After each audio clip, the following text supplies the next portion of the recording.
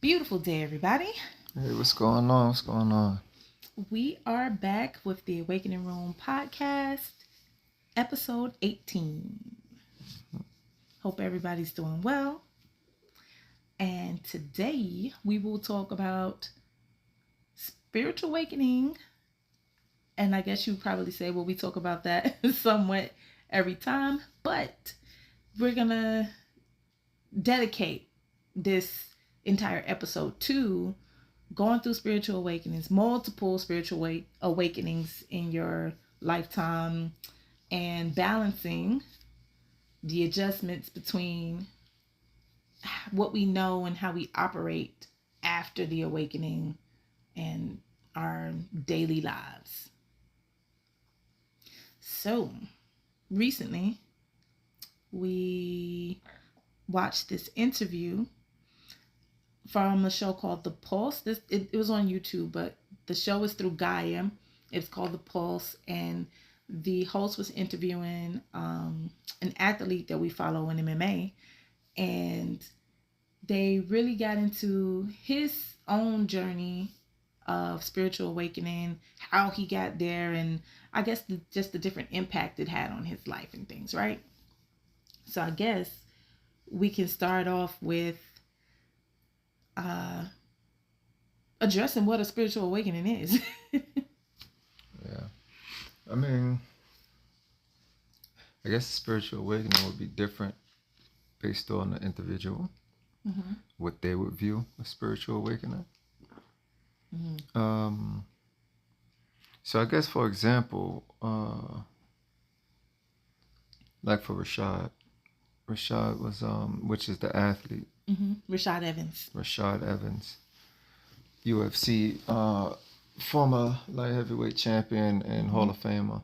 Mm-hmm.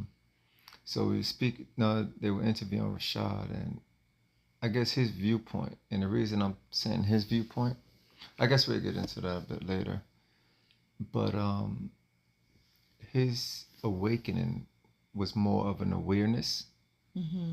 and allowing himself to go through it and having certain realizations. Mm-hmm. Now, for a lot of people would say their awakening has to do with communicating with beings, of different places and, certain experiences. I think I agree with you. Um, Overall, I would say a spiritual awakening is the awareness. Now, Okay. the communication with, divine beings, entities, etc., I feel like that is probably, I wouldn't classify that as the awakening, but as perhaps certain abilities, certain gifts that So you say you would say that's an awakening, not a that spiritual. What did you just say? I said I wouldn't classify the communication with divine beings, entities, energies as the awakening itself, but as certain capabilities that may have come about after you gain the awareness, after you have the awakening. That's how I would kind of see the separation. Um, I guess if you're listening right now, you can chime in and let us know your viewpoints on those things. But I totally agree that spiritual awakening is an expanded awareness Yeah. in itself. Well, yeah. Well, I guess that's your opinion, but Yeah. like I said, it depends on the individual. Yeah. Because again, for his interview, towards the end, the host had asked him had he had any communications or seen any beings, and he's like, no, he has not. Mm-hmm. But his viewpoint from everything he said, from his awakening up from the interview, Mm-hmm. everything aligns. He just hasn't Yeah. had communication or seen any beings, but he felt like he had enough, like he's gotten Yeah. what he needs, Yeah. and he's okay with that. Yeah. So Yeah. He has all the self realizations that he's amassed and all of the expanded awareness that he's gained. Yeah. So for that, again, I think it depends on the individual. Me personally, I think the awareness is the awareness.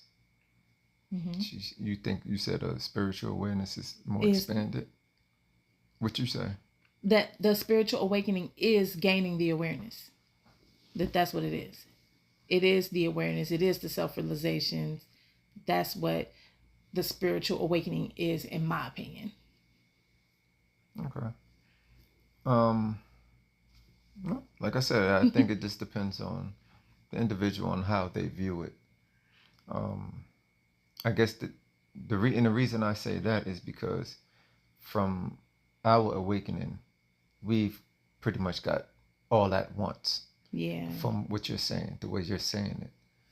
So, and I've met other people who feel like they've had spiritual awakenings. They feel like they have certain knowings and they are aware of certain things, but they don't know, or not that they don't know, but they haven't experienced certain things that I've seen, or, so again, when you have a certain awakening and it comes in a certain manner, you personally would think it's like this for everybody, but it's not. It's That's not. why I say it depends on the individual. Yeah. They feel like they have enough, and they feel like they know more than most, um, and that's good.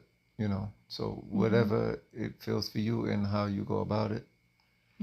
But I guess that's one of the keys here. Like you said, it won't be the same for everybody. Everybody's path, everybody's journey, everybody's initiation into an awakening. There are so many ways that it can happen. And if you put a group of 100 people in a room and ask them what is their awakening like, you're going to get so many different answers. Yeah, it's gonna be different every time. Yeah. It's gonna be different every time. And like I said, like even going to the gym and talking to other people, and they have, they say, oh yeah, they love to go out to the sun and recharge, certain Yeah. keywords, I guess, you know, and then you sit there and talk to them, and they be like, yeah, I don't know nothing about that, or I don't know, certain. So to some, it may seem basic, but again, based off of what you're exposed to, makes the difference. So again, I think that so they were asking Rashad about his awakening and what sparked it. And I guess the way, I guess to lead up to it is they were saying, how he got into MMA and everything, and at the time it wasn't a thing for real. Right. It was basically a Fight Club, and secretive. Yeah, secretive things. He said there was nurses, there were cops, like lawyers, and they would just get together and they pretty much just fight. Yeah. Because other gyms, they didn't recognize it. Traditional gyms wouldn't recognize it, and it's banned from them. Yeah, it was illegal. It's illegal. So traditional martial art gyms, they wouldn't allow it. So with those people who were interested in it, they kind of grouped up and they found somewhere else, and they're like, all right, well, time to work. I do want to clarify, for those of you who aren't aware of mixed martial arts, MMA, when we say it was illegal, it just means it wasn't a sanctioned sport, meaning like the athletic commissions and everything and again, like that. this is what when the MMA first started, when UFC first started, it was, I want to say, the 90s, because I remember I was in like, it was 30 something years ago, because I remember when they had their 30th anniversary. Yeah, and that I was just remember I was in like junior high school, something like that. I don't know. When I first seen it, and I was like, yo, this is crazy. But anyway, Rashad also was a wrestler. He said he trained in I forgot what other art he said, but wrestling was pretty much his thing. And he started fighting, competing, and I just realized like we speaking a lot on that interview instead of hitting the points. I just thought about it. We'll get there. But anyway, I'm gonna just jump and so anyway, he starts fighting and he gets to the pinnacle, and that's really what this was about. How and why he got to his awakening, Mm-hmm. and certain things. He got the title. He lost his first title defense, and he had to rebuild himself. Yeah. So hitting the highs of high in life, Yes. and then the drop from there. Yeah, and now he's having to rebuild, and as he's rebuilding, he's questioning himself. Yeah. And so he had a string of losses or whatever, and he was saying how, as a performer, there's times where he has to, I guess, just to categorize it, basically put on a face at times. Also because he's an analyst. Now he's an analyst, and he was saying how certain things he has to say, but he's not authentic with it, so he wasn't really so happy. Mm-hmm. And he heard a interview from Joe Rogan about mushrooms, and that's when it started. He said he took a certain amount of doses and really went into it. And he did say he microdosed some as well too. Like he microdosed, but he also had the ones where he took the hefty amounts. Yeah, and that's what it was. But he said, but even beyond that, he decided to do the toad, and that's what really changed everything. Yeah. And he said with using the toad, he just had certain realizations. Yeah. And certain knowings, and Yeah. and he spoke on having to just let the ego have its moment. Mm-hmm. And acknowledge it, and then just to let it go. Let it go. Yep. And I know a lot of us are aware that we hear that all the time, right? You're starting to feel something, whatever emotion it is that's popping up, and we're also told feel it, then release it. Yes. Don't sit in it. Don't let it consume you. You have to acknowledge it, experience it, and release it. Yeah, let it go. Let it go. Because from now on, it no longer serves you. Yeah. So you have to let it go. I do want to make sure we don't sound like we're jumping all over the place for you guys. So spiritual awakenings, as we stated, Rashad said that it really kicked off for him after he experienced using the toad, which is DMT, 5-DMT. I don't know. I know they call it the toad. Yeah, it's the toad. He did a ceremony, so please don't think like he just went somewhere and was like. So it was actually a structured ceremony he did when he used the medicines, and that's what we refer to them as is it's healing a process. medicine. Yeah, it's a process when you use the toad. Okay, so people who are not aware, they probably like, what is the toad then? So what the toad is, and I've never experienced it, but I've seen it, and it's they go somewhere in the Amazon, and they catch this toad because the toad, as a defense mechanism, it secretes this this ooze on its body on its body on its back. Yeah. So what they do is they find this toad, they catch the toad, and they pretty much tie it a certain way, and they try to get it scared of sorts, and like they have this stick, and then they like poke at it. They don't harm it, but they do, because again it is a defense mechanism. It's to trigger the secretion, to trigger that the ooze.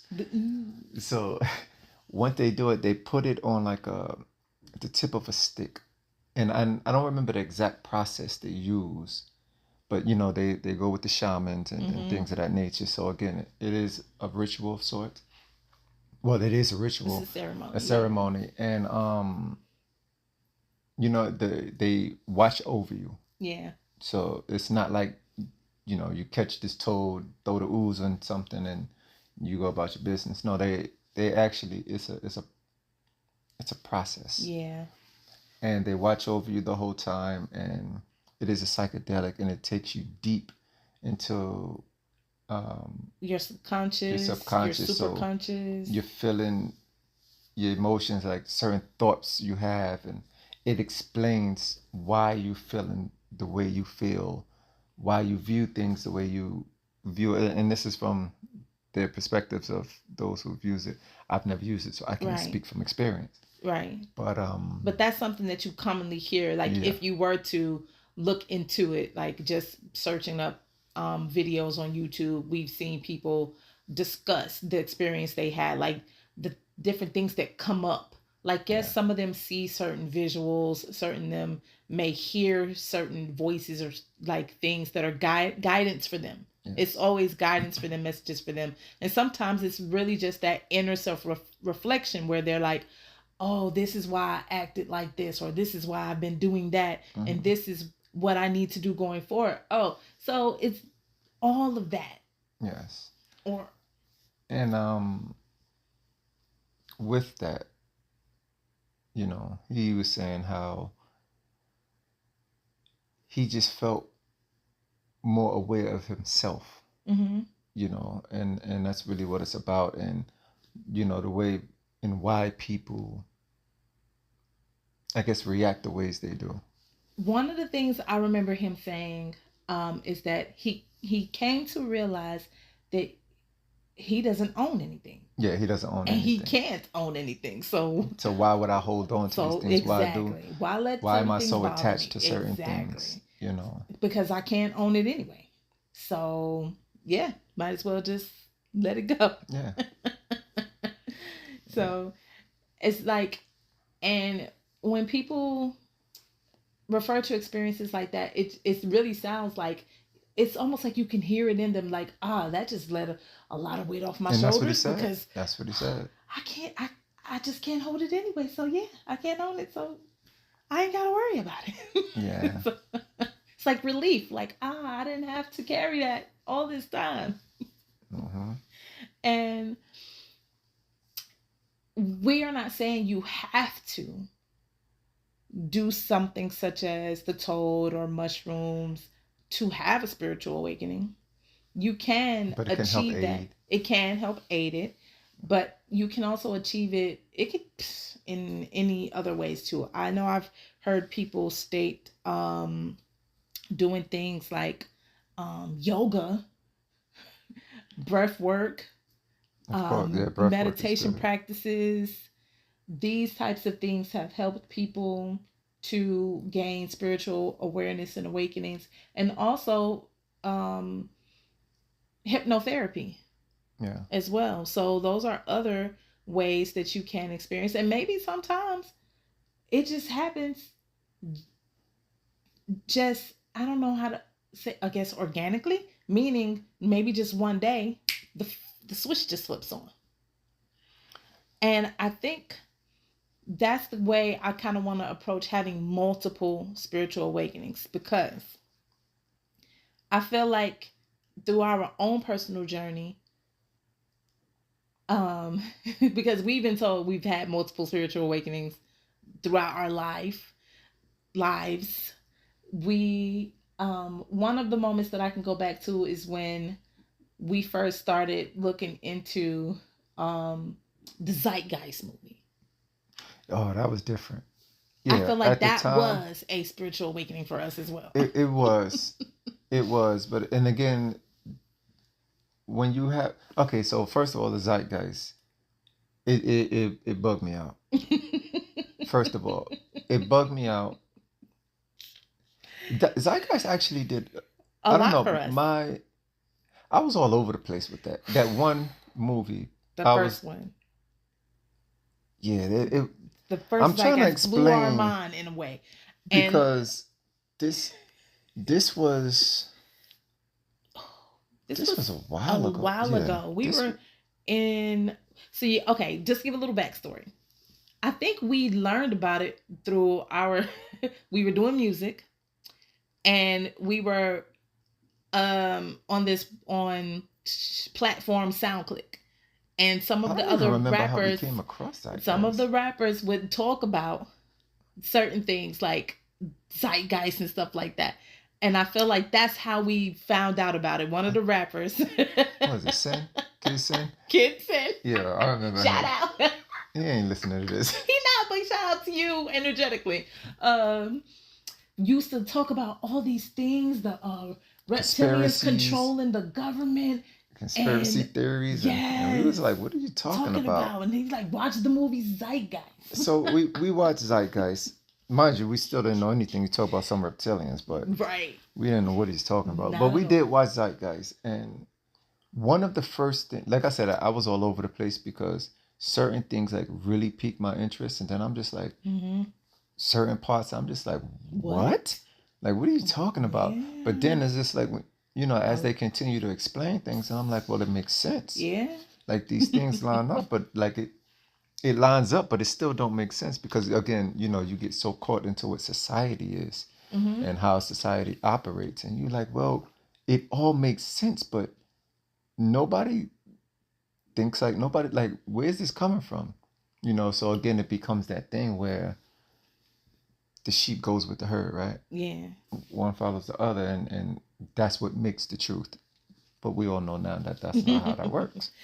So one of the first things they spoke on um, was, I think, Jesus, the birth of Jesus, The whole story the of story Jesus. of Jesus, and how he was born of a virgin mother, and um, some people came to find him or whatever the story, however that Yeah. story works, and then he was born on this day, and then Yep. he died, and then he came back to life, and then Yes. they was like, well, we all know this story to be of Jesus and this, then they was like, but what if we told you there's many others that has a That have very the similar same story? story.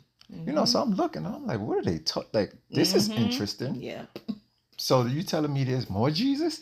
But but then they start speaking more, and then they have this whole list. They talking Yep. about Ganesha, they talking about Buddha. They Talk and I'm about just like, all huh? these other um deities or Other deities, yeah. Other from cultures have these, mm-hmm. different prophets or whomever. stories that Yeah. that all line up, and I'm just like, I'm that's like, wow. interesting.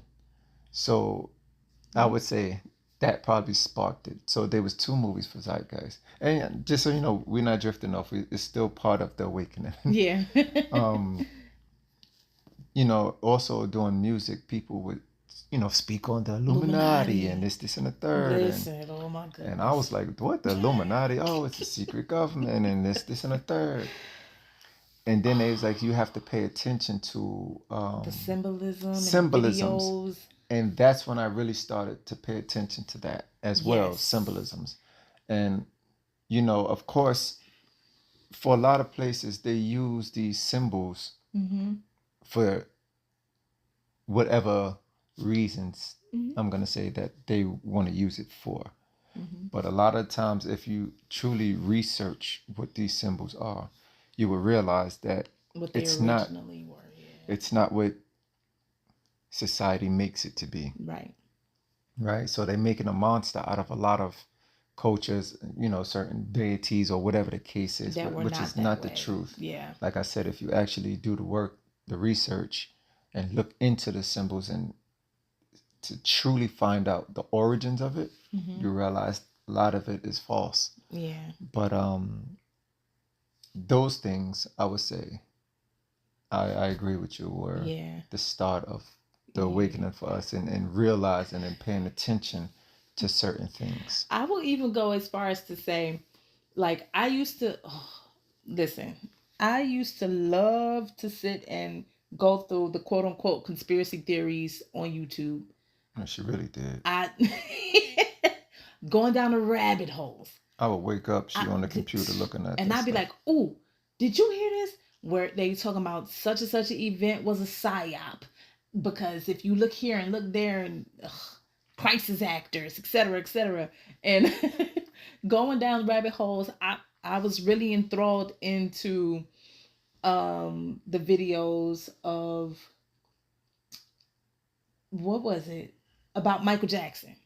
I watched so Uh, many videos about how he was letting it be known what was happening and Prince. decoding his videos, Prince, and it was, listen, I went through all of that, but I feel like all of these little moments, even if they didn't weren't the whole truth in the moment, they contained Something, information. yeah. Yes, they contained valuable information that helped lead us to where we are now. Yeah, because I need even Prince would speak about harp, Yeah, controlling trolling the the weather, weathers and the chemtrails. chemtrails and the stories he's had. And Mm-hmm. again, it may sound like we're talking about conspiracy theories or what other people, but again, it's still part of the awakening because Right. the key is being aware of these things. Yes. And Prince was even talking about how, because at the time everything was CD. He was like, yeah, in some years to come they're gonna have everything's gonna be digital. And the host was like, what are you talking about? He was like, yeah, there's not gonna be any physical CDs anymore. No Everything's albums. gonna be digital and Yeah. everybody's gonna have access to it. And he Like was that's the looking at Prince weirdest like, shit. what are you talking about? And my whole thing is also, it's not a conspiracy if Right. it's truth, Right. right? I think people misuse these Yes. terms and these words, not really knowing what it is, or they just want to put it in certain things. Mm-hmm. You can't call something a conspiracy if it's true. And I also There's think, facts to certain things. yes, I think in the moments they're calling them conspiracies because they can't foresee it or because there isn't tangible evidence of it yet. Well, some people you can put it in their face a million times, but And they'll still if call it they a don't want to see conspiracy. it, they don't Yeah. want to see it. Yeah. But That's true. facts are facts. Yeah. Now and again, even so, for example, with this situation with certain things with Prince and Mike was doing the same thing. Michael Jackson was telling people everything, and Mm-hmm. a lot of people just called him crazy. And it's that weird thing is after a person, you're calling them crazy while they're there and trying to let you know what's going on. Right. You calling them crazy, and then after they pass, Oh, you they want were to right. idolize. I mean, they were idolized anyway, but you want to idolize them and say, "Oh, they were right. They were this. They were that." Like, why Mm-hmm. didn't you give them that support while they was here trying to help you, Right. trying to help you be more aware, to awake, to see all of these things that's actually happening, Yeah. but y'all are so asleep. Y'all so blind to the fact Yeah. that you don't see it and you don't want to see it till after the fact. And it's like, oh, I wish I would have known sooner. Okay. Yeah. Okay. But you was gonna say something? Um, I was just going to say, like, I'm pretty sure many of you listening can connect to certain things that you may have been interested in before, or things that kind of flipped on the light switch over time. Like, oh, so all these little moments, you can consider them as awakenings because Yes, and they are. they are opening your mind Yes. and your spirit to more in those moments. Like, yeah, some of it you may disengage with as you go on, but it still contributed. Yes. It helped you to open up your mind to, like, okay, all of this is not truthful that they're telling us. All of this isn't right. All of You're seeing it beyond Yeah. what's being put in front of you. One of the other things that really stuck out to me about Zeitgeist is we were watching because there was a couple. I think they got up to three, Yeah. but I think towards the third one, I was like, yeah, this sounds really weird. It sounded like fear mongering, and I was just like, yeah, I think they're going elsewhere. And again, discernment. But Mm-hmm. one of them, towards the end, a guy was talking. I think he was in uh, the movie business or something. He was in entertainment somewhere or something. And he was explaining in his interview, he was explaining that he was driving one time and he had like he seen something floating around the car with him, and he didn't know what it was, so he called it a demon or of sorts or something, Yeah. because he just didn't know what it was. He was like, I can't even explain what it was, so he called it a demon, but that was his choice of words. Right. So he tried to describe it. I can't remember exactly what it was, but he said, he starts to talk to it, and he said he told it that I'm not afraid of you. Like, I'm not Mm-hmm. scared of you. I'm not afraid of you. And then it responded to him and started laughing. It was like, well, I'm sure you're not. He was like, if you know, Mm-hmm. why would you be scared? It only if you knew who you actually were. Yep. And that really stuck. Like, even to this day, I know after we had awakened and I asked the question, but I feel like I don't remember, or I haven't got the answer to it. But I was like, well, like, who was he? Like, what does that mean? Like, what was the being that he was talking to? Like I still had, and I've always had these questions about that, and I found that to be very interesting. But one of the things, like, as you Like, what did you talking about mean? What do you mean it, by only if you knew who you were? but that's something that we get told, in our awakenings as well, right? Mm-hmm. It's like the guidance comes from our guides, from source, from the angels. Like, remember who you are. You Yeah. need to learn who you are, remember who you are, and once you do, then you'll know how unstoppable you are. So it's like he associated the energy with being a quote unquote demon, but it could have very well been a guide of his It could have been, that yes, was for telling sure. him, like, For sure. remember who you are. Like, if you Yeah. knew who you were, trying to get him to tap into that, to connect with his higher self. That really And stuck with me though. It really yeah. did. It really did. Cause I'm like, yo, what did he see? Right. Like, it was just flying. Like, why was it flying in his car? Like, I had so many questions. He saw And the then for them to top it off, I found it cool that even though he didn't know what it was, he said, like, listen, I'm not scared of you. I'm not Right. afraid of you. And he laughs and was like, why would you be? Right. Only if you knew who you were. Like, so, like, that really stuck with me. And that meant a lot. But even, so for me in my personal experience, I remember seeing certain memes, and there was this one that said, remember who the F you are. And I saved it to my phone because I just thought it was cool. I liked it at the moment.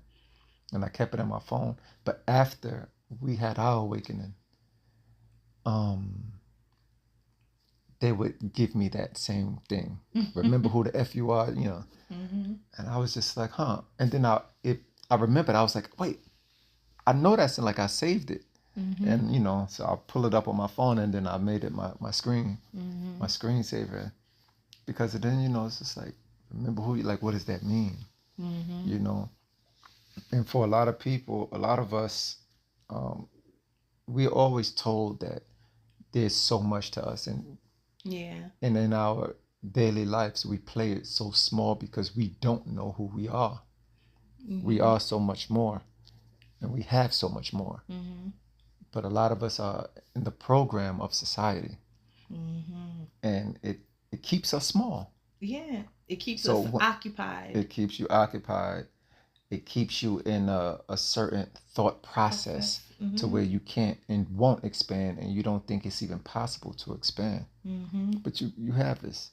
So with the awareness, and then this is how we start to go into more, Mm-hmm. right?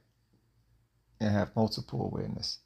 Because once you have that type of information and you have certain guidance and you act on that guidance, because a lot of time we have guidance and we don't act on it.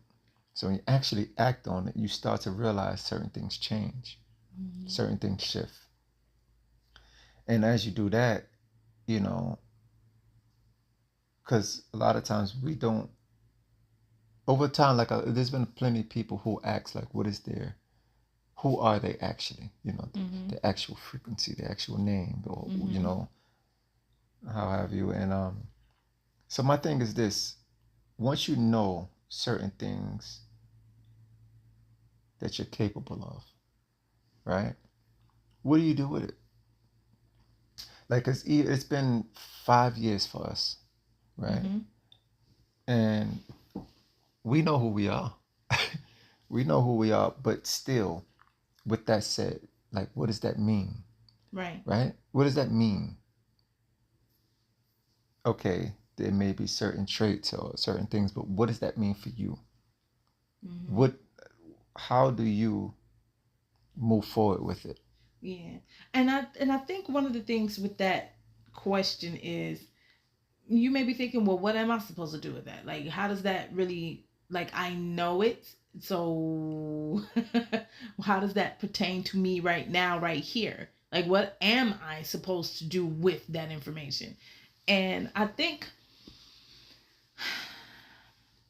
one of the, which is part of the topic, that balance of the knowings that you have and living your daily life. It does not mean you are not going to experience moments where you are in a funk or not doing the best, feeling the best, etc. Right? Mm-hmm. And one piece of knowing who you are can be as simple as helping you to pull yourself out of that lower moment. Mm-hmm. It could be that simple. If you don't know what to do with the information, or what am I supposed to do with this, you can use it as an anchor to help pull you out of a low moment. You be like, you know what? I know who I am. I don't need to be stuck Yeah. in this. And even with that, it's like, because again, to keep everything back on track with the interview with Charlene, it's like finding his identity. You know, having to go through these things, low moments, high moments, all of these things. Again, when you make certain action, when you go about certain things, you make actions, it changes, right? And when you make a change, okay, let's say, for example, whatever it is you may be doing, right? Whatever it may be, you may get a message that says, step outside your comfort zone, right? And that's a hard thing for a lot of people, right? Because you're safe in your comfort zone. You're safe in your comfort zone. So you actually try something different. And as you're trying something different, what that does is it puts you in a certain group, right? A certain group meaning you're in a different area now, right? Because your typical routine has been changed, right? So now you're driving out or you're going to a certain area, different group of people that you gravitate towards because of whatever this stepping out the comfort zone thing is, whatever that may be, whatever that is you pick up on, or whatever that is. Now you have a new group of people around you, it's a new group of energy around you. Now you're doing different things. Again, this is something new to you. So now you're picking up new habits, right? New things you like, new things you didn't like, new perspectives, whatever the case. And that becomes your new comfort. What that already did was change your identity. A lot of times now you with this new group and you come back, you go back to your hometown or whatever case, and people look at you, oh, you different, you change, no, these are signs of different identity. Your personality change. With your personality change, your dress a little different. Certain things you change. Just to keep it small, you change the way you dress. You dress, and now you have a certain confidence. Now your walk change a little bit. Now you're in different rooms. Maybe your choice of words, your vocabulary change. You're a whole different person. Yeah, but the thing that's not gonna change, the host of the post, his name is Ben. He kind of touched on that. He's like, you go through your awakening, and when you go through your changes and your shifts, you find yourself disliking things that you used to like, liking new things, and liking new people, not connecting with people you used to connect. And it's not that you dislike them, but your energy has shifted, and you realize that maybe it's not for you anymore. Like, okay. And it doesn't mean you don't love them anymore. It doesn't mean that, but you just shifted to where you've, in a sense, outgrown. You've gone beyond that connection now. So you don't feel the desire to be within that energy of that connection the way you used to. So you move on, you move forward. And But the core of you, who you are in the core, that doesn't change, right?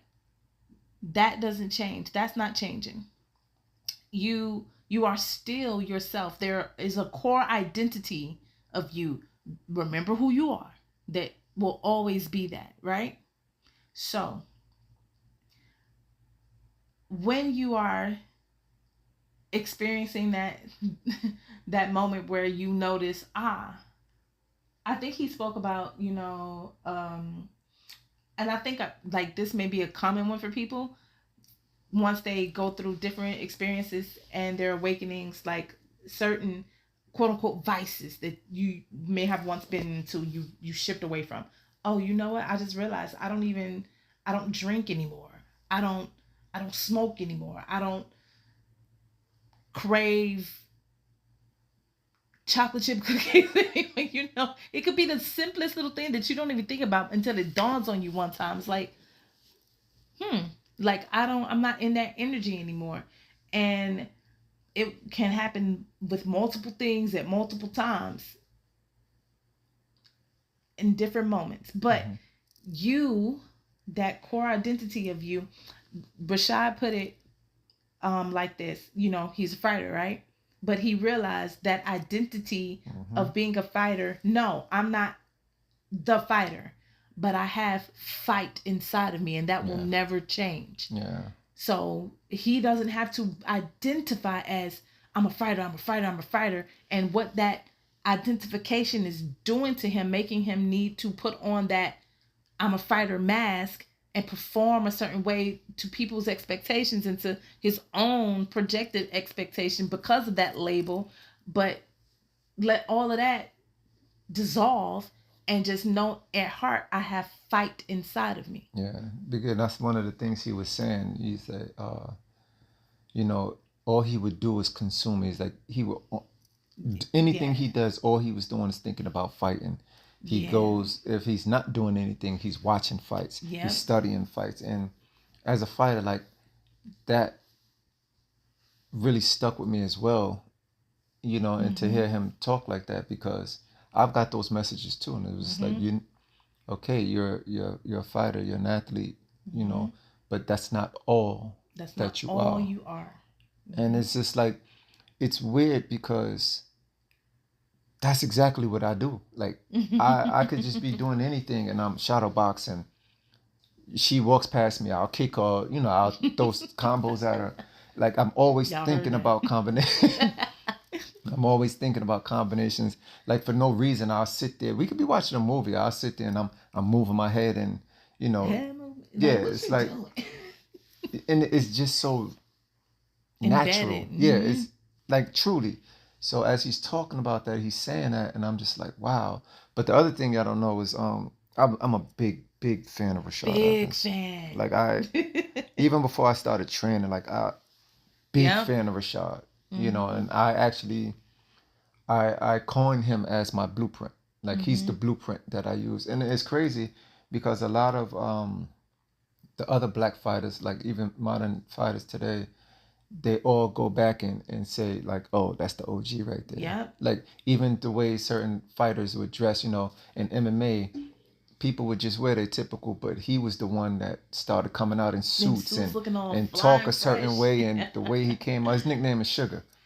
So, the way he just, his demeanor, his approach to everything, like a lot of the other fighters, they looked at him and was like, look, that's the OG, and he's my guy. So truthfully, once I was scrolling through YouTube and seeing, I was like, oh, Rashad. Gotta watch it. Yeah, gotta watch it. She actually spoke to him a couple of times on, what is it, Facebook or something like that? Twitter at first, now known as X. But I used to talk to him there. He would engage. Yeah, mad cool. It's crazy. Instagram. Didn't you speak with Rumble at one time too, right? I think he replied to me in the comment at one. Yeah, it's a couple fighters that she had conversations with. Yeah. Aljo, and we actually met Aljo. Aljo's cool. But anyway, Rashad, like, that's my blueprint. And like I said, for him to go through certain things, and knowing exactly what that feels like, because it was really hard for me. Like, I would get messages and, through channeling and stuff like that. And like, I ain't gonna lie, I still have. I think I handle it better, Mm-hmm. but like going through Instagram and seeing some of my teammates, back home and stuff, and seeing their fights, and it's just like, oh, I'm not there to help them out. Like, you Yeah. get them ready. And I was talking to Jordan, and I was telling he was like, yeah, we definitely miss your classes and Oh. things like that. And I'm just like, and then I see Andrews fighting, and I'm Oh. just like, ain't no way. Like, this Oh is not Yusuf man. fighting, Andrew fighting. I'm like, there's no way. There's no way this is happening, and I can't be there to help them. Dang. You know what I mean? Because they before we had left, uh, they was telling me, well, he was telling me, no, they were telling me, how much they appreciate. Like, it really hurt Yeah. to hear that. You know what I mean? I'm happy, but it felt good, but it hurt. yeah, because I'm like these my guys. Yeah. Like they would sit there, ask me a bunch of questions. I sit there, nah, you do it this way, you approached it, So it sucks. I'm happy, but it sucks because I'm not there to help prepare them, and not even just help prepare them as a coach, but to be in there and give them those rounds as a fighter as well. Like I still struggle with that at times. Like Yeah. like even at work, I'm there and I ain't got nothing else to do. I'm shadow boxing. I'm just like, oh, I feel slow today or whatever. So the other day I'm sitting there shadow boxing. I was in the bathroom actually, and I was like, okay, here we go. Now we getting back to it. Now we getting back to it. So it's hard because when you do this for so long, it becomes your identity. and this is part of breathing to an extent. Yeah. Like, you wake up and be like, okay, you typical people. Like, I don't know what everybody does, but like I sit there, brush whatever it is, and then my mind goes blank because I don't have anything to do at the moment. It automatically shifts to fighting. And thinking about different combos, movements. Oh, put your hands up. Like, certain things. It's second nature. Yeah. So to say and to have messages to be like, it's okay. Yeah. And I'm just like, no, like what would I do? Like, I truly was lost. Like, I'm like, yeah. They were like, you can do anything. And I'm like, and at this time I wasn't even coaching yet. I was, True. but they, remember they kept telling me coaching, and I'm just like, okay, I don't mind coaching, but I was so into it that to me it was one or the other. It was competing or it was coaching. And I'm like, I'm not ready. No, I'm not doing coaching because I'm not giving up my activity. Like, I have to be active. Like, we never told you to give. After the fact, it hit me, and I'm like, you know what? They said to coach, but they never said I had to stop anything. But I'm so much in my mind with it, and I'm on go so much that it's one or the other. It's nothing else. Like, compete. Nobody said you have to stop. Even as I'm training, doing drills or whatever, I'm still helping them out. I'm still coaching. You're still coaching. So my mind, like, again, it's the identity. It's like I'm so attached to it. I don't want to look like nothing else. I don't want nobody to see me as nothing else. You know what I mean? So that identity shift is as he's explaining it, and I'm just like, it's interesting. And after we had our awakening, because if I'm not mistaken, he said he actually had his awakening a year before we did. Did he say? I think did he say 2020 or did he say 2019? No, he said 2019. He said 2019. He said 2019, and for us it was 2021. Yeah.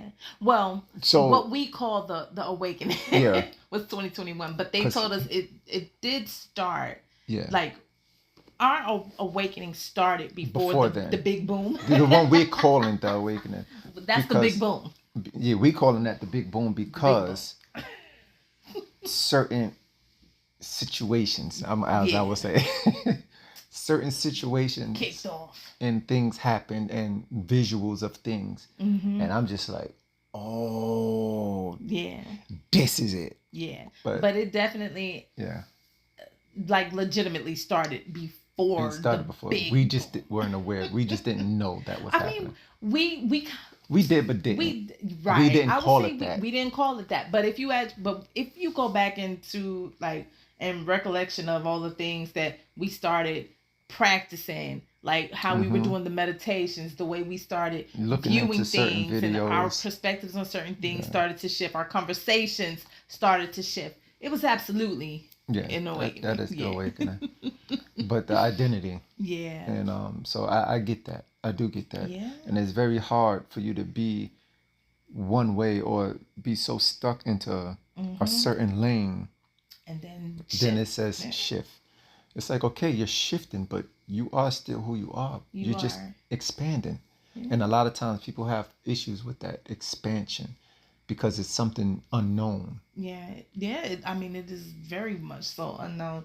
And then you also have those, like some of us may be in moments where, so you had that to hold on to, right? That identity. Oh, I'm a fighter. But there are so many who don't have anything. They feel like they don't have that. They Yeah. don't know who they are, And what they want to and be. and that's how I felt. It's just like, well, if I'm not fighting, I'm not competing, like what am I doing? Like Yeah. I'm lost. But I mean, even you looked at it from that perspective. If I'm not this, there are Yeah. people who don't even have that That. much. Yeah. They're like, I have no clue. Yeah, Like, what just am I to complete do? loss. Yeah. Like, what am I to do? Who am I? Where do I go? Like, please show me, direct me. Yeah. And it's like, how do you navigate through that? You have a spiritual awakening and you're being told, oh, you're so capable of doing things and you're this, and remember who you are. It's the possibilities are unlimited. And then so now that puts the whole blank canvas right in your lap, and you're like, I don't even know where to start. Like, who am I? Like, that's a different one. Like, what identity are you shedding when you don't even know what that is to begin with? Mm-hmm. If you don't feel like you have an identity that you've connected with, then what are you shedding and shifting away from and into? And I think with that, it's like you have to get into, I guess, maybe some deeper thought, because on some level, there will be an identity on some level, whether it's your career identity, your I'm a mother identity, I'm a father identity, I'm a significant other identity, I'm a sibling, I'm a best friend. There's one of these levels somewhere that you connect to. I mean, you may be the person in the friend group that's doing everything for the friend. Like, then that's your identity, and at some point it's gonna appear, and it's gonna be like, oh, that's what I've been holding on to. So it may take some deeper reflection on that if you are one of those people who feel like, well, I'm lost, I don't have that right now. Do some deeper digging, because it'll appear. And again, that's what it was with Rashad, that self-realization of things. When you actually dig deep, there's no mask. I always like to say, like, you can lie to everybody. You cannot ever lie to yourself. So when you face yourself, like, again, that's with the ego. Like, you face the ego, like, what is actually happening? Address that. You go through it. It's gonna hurt. Why it hurts is it's this. To me, that's still very interesting to me. It's just the whole concept of ego. It's interesting because it's like, why is that? Why does it have to make you feel away? Why does it make you feel that way? Like you truly feel hurt. And like he was saying, Rashad was saying, like he had during the trip, he would sit there. He said he would sit on his bed, and he was like, he was so embarrassed to just himself. He was just so embarrassed to think the thoughts that he had. To it's like, oh, I'm his embarrassed that I'm viewpoints. thinking this way. Yeah. And it's just like, why does that hurt so much? It's a defense mechanism, the ego. Yeah. It's a defense mechanism to keep you safe, to keep you comfortable. Yeah.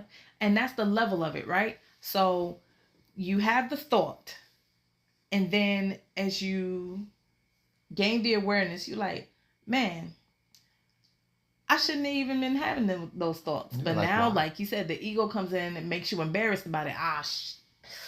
I'm embarrassed for even thinking that. I'm embarrassed for even feeling that. I knew better. But then once you transition out of that, it's like, I'm good. That's old news. Old news. I don't need to be embarrassed about thinking. I know I thought that way. It is what it is. Moving forward. Yeah. But again, now he shows the growth. Mm-hmm. He's aware of everything now. He has growth. Yeah. And the next steps. One of the pieces that I really liked that he spoke about was when he, like, through the awakening and the awarenesses that he's gained, he's like, once he got to the point where he's like, I know I'm part of source. I think he even said, like, it was like, this is where I am all the time. Like, I'm in source all the time. So this experience that I'm living, this human experience, like, I don't need to hold on to attachments to any of these none things, of that because matters. Where I truly am is with source. So it was something of that and nature, being able to hold that, the everything and nothing at the same time. Yeah, that's what he said. Being yes, the everything and nothing. Being everything and nothing at once. And that's another thing that is crazy, because it's something that's said a lot. Yeah. But you don't really get it until you experience it. You feel it. Mm-hmm. And you just get everything. And you just like, those aha moments. And you just get it. And it's like, how do you even explain it? It's like, you're so excited. It's, you know what? It's almost like, how am I'm trying to explain this. It's like, I get, whatever. Whatever. It's hard to put into words. Whatever. Everything and nothing. I guess for society, it'd be like, maybe it's a bad analogy, but it's like a homeless person. But they just as happy as can be. Because they're free. Yeah, and it's like, you would think they already have everything they've ever desired. Mm-hmm. But then you look at them and be like, well, you sleeping on a sidewalk, and why are you so happy? Why, like, typical people would ask these questions. Because you're like, you don't have shelter, you don't have money, you don't have... This is like, it's everything and nothing at once. Like, that person, that homeless person gets it to where everybody else questions it. Yeah. That's just to give a small example. Yeah. I guess, so to say. But when you actually have that feeling, say you go to meditative state or whatever, when you have it, it's different.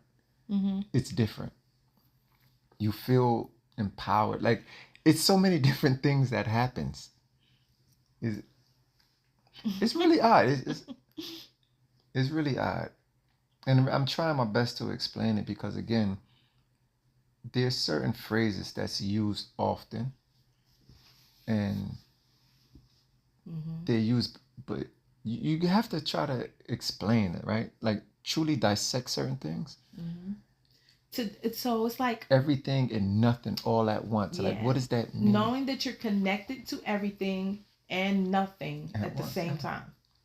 It's like, so we are all connected. So connected to everything and connected to nothing, being it's like free of attachment to it, right? So connecting to nothing, not being attached to anything. So in a way you can frame it that way, but when you are in that space, as you were saying, like, to feel it within you, to feel everything within you, and then top it off with feeling nothing within you, because you're free. That's that free, that light feeling that people say, oh, I feel so light, because it's nothing. That's what's making you feel light. Nothing is weightless. Yeah. And when you feel like that weight just lifted off of you, that's the nothingness. And you're like, that feels good. I feel like people are gonna come back and still say certain things. Like if they're listening, they're gonna be like, I get it, but it's that but. There's no but. Well, let us know in the comments. There's no but. Did you arrive to a but in this? Be like, I'm aware of but. And if you do, let us know what the but is. And we would love to converse with you. Like I said, it's a different feeling to be in that space. Yeah. It's different. And you know what? You can experience that, and then you can reset. And I'm using the word reset to say you felt that, right? And then all of a sudden you're going through your life, and then etc. And then it's kind of like you forgot it because now you've back into your routines. You fell back, yeah. You're back into society. You're back into the loop. You're back into I'm occupied with this. I'm busy with that. So now you've kind of forgotten it, and then it comes back to you again. You finally take the moment to be like, okay, I need to stop, pause, collect myself, and now you're back into it. So yes, there can be waves. You can, again, multiple spiritual awakenings. There can be waves. Just because you've achieved the spiritual awakening doesn't mean that, I have transcended all things and now I am just this light being that's floating. Sure. No, we still live in our human experience. We still have to do our daily chores. We still have work. We still have life. And I think we've spoke on every topic that we wanted to, but to more so go into this multiple spiritual awakenings. It's like, personally, like going through certain things. And, sitting there trying to figure it out. But I know not to stress, right? Right. Don't stress these things. Don't stress. And I get the message very recently. The message says, you have come a very long way. Basically, they saying, you're proud of me. I've come such a long way.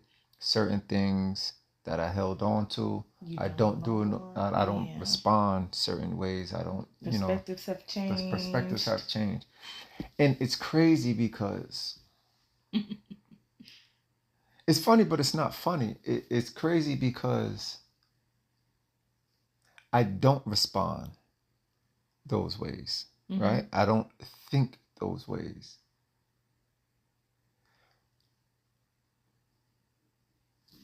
But there's a but, right? There are still feelings at times that I have. Yeah. And I still have them at times, but I suppress them. It's like I control it. You know what I mean? In your suppression or your control of it, are you allowing the acknowledgement and feeling of it and then releasing? And I think the thing with me is I'm trusting the process, the process itself. I'm trusting the information given to me. I'm trusting the messages. And I think that is my guiding light for me. Now, the reason I say this, if I was told that I can't just let that curtain fall down, boy, I will go so crazy.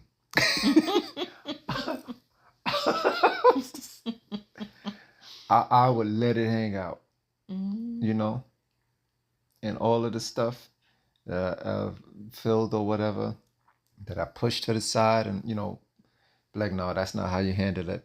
Like, if I was just to actually, like, 5 minutes, just let me act the fool. Oh, man. But you're saying 5 minutes that you act a fool, the expressing of what you're feeling is important. Like when we tell people, okay, when you get emotional, go ahead and let the tears flow because you got to let it out. Yeah. Like, so if you need a moment to go outside and scream and yell expletives, Go do Ain't that. gonna be no. I ain't gonna be that. It's funny because I'm a person like I don't like talking too much. Like especially like arguments. Like Yeah. I can't do arguments. I cannot do arguments because there's only gonna be so much. For one, I don't talk that much. So even like when we were doing music, like I can record about a track and a half. Like I could do a whole track, like if it's a solo, and maybe if I'm doing like a feature or two for somebody else. But after that, like a whole track for me, a full track, and two features, like my voice literally starts to go out. Mm-hmm. Drinking water, whatever, like does not. My voice will truly go out. Like I start cracking, my voice starts cracking, all kind of It's like, craziness. shut up. Yeah, right. So truly, like I can't do arguing back and forth. I can't because But I think I it's it's like that's only so much exchange back and and I forth don't think before something I think physical it's has to because happen. the emotion, the temper is raising in that sense. Yeah. The arguing is raising the temper. You say something to me, I say something back. Your tone gets stronger. However, you get like a little aggressive. I match that. You say something else. Now I'm hitting you because I can't do that. It's only gonna be so many back and forth. I give you three at most, maybe, but I can't do the back and forth. So yeah, I can't do that. But I threw me off myself because I don't even know where I was going with this. But I The think it was holding, the because I talking. asked Yeah. you about the, like, when you Oh, said you say yeah, suppressing and the controlling yeah. of So I emotion, said yeah, I can't do things that. like that. That's why I'm like, And I was like, well, nah, something physical gonna have to happen. no, that's why you Yeah. come with better outlets for releasing the emotion. Go take a run. Go Yeah, punch the heavy bag. Yeah, we ain't got Go. no heavy bag. But not, You always gonna run. nah, okay. But again, like I said, I've been training for so long, like, and what I've learned is that actually tamed me. Not only did it tame me, but it gave me a lot of discipline and knowing how to control yourself, control your emotions, Yeah. use your energy efficiently. Mm-hmm. These things help. Mm-hmm. So even further with the awakening, like these things put it on top, so I can put it to the side. Does it still bother me? Certain things they do bother me. People confuse me, but I just like I said, my whole thing is I trust the process. Yeah. And to me, that that goal that you're trying to reach It's more is most important. important than Mm-hmm. anything else. Yeah. To me, so that's what I go for. That's my guiding light. Yeah. In a nutshell, I guess those who know what I'm saying, they know what I'm saying. But also, like, the controlling and suppressing of the moments, right? So, like, I guess in a sense, I similarly, quote unquote, control it. But what I do usually is like, I call it just switching. If I feel, oh, this is stressing me out, da, da, da, da, da, and then literally, like, as I say sometimes on my lives or videos, I just make the decision and flip the switch and be like, because just stop. Yeah, and that's one of the things we were taught. It was like, just stop. Just stop. Like why do you continue to sit in that feeling? Yeah. Just switch. I You don't like it? do that. Switch. I tell myself, it don't matter what I'm doing. If I'm walking somewhere and then I start going through my head about something that's irritating me or something, and I start complaining to myself, then it's like, you know what? Stop. Shut up. Yeah, go. Tell myself, girl, let it go. Just go. And then I start singing or humming a ridiculous song or something, and as if I never was in that moment of irritation. And it is what it is. Like, nope, switch back to happy-go-luckiness. Like, get out of that. Again, but for a lot of people, that's hard.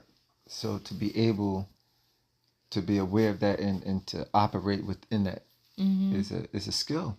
It is, It's but a you, skill. and how do you enhance a skill? By practicing You it. have to practice You it. have to put it into practice.